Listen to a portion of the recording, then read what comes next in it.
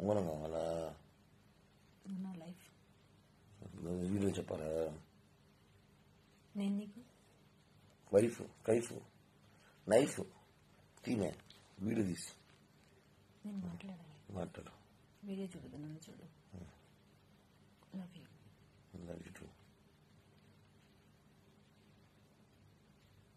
నేను ఇంక లైఫ్ లేకపోతే ఈ సోల్తో అంతా మాట్లాడదు పొద్దున టీ చెప్పిన తాగేసుకొని చేస్తాను. వీడియో ఎందుకు?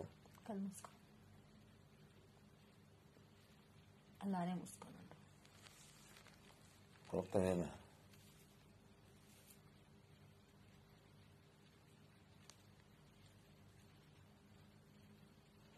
ఎంతసేపు?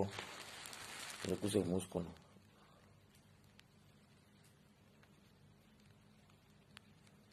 ఏమది? Love you.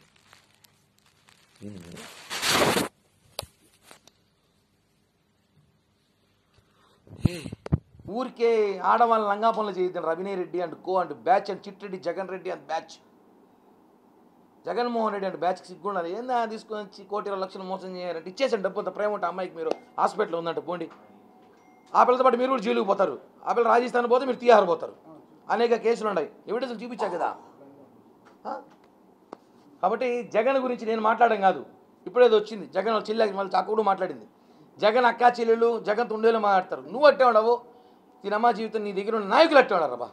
అంత చిల్లరగాలుగా ఉండరా చిట్రెడ్డి, వైరస్ రెడ్డి, అభినయ్. ఇట్లాంటి రాజకీయాలు మానుకుంటే తిరుపతిలో కొద్ది రోజులు రాజకీయాలు చేయగలుగుతావు. వీళ్ళు డకాయిట్రా, ఈ రెడ్డి గారితో మనకి ఎప్పుడైనా డేంజర్ అని చెప్పిన. మన రోజాకి అత్యంత సన్నిహిత బంధువు ఈమె. ఇంక ఈ విషయం చెప్పడం మర్చిపోయాను. మా అవ్వకి అత్యంత సన్నిహిత బంధువు లక్ష్మీరెడ్డి ఆయన పేరు. ఈ వీడియో ఆమెకు తెలియదు, డబ్బులు ఇచ్చి చూసుకోండి. మీరు చూడండి, ఏడన్నా ఆమె చూస్తాను వీడియో.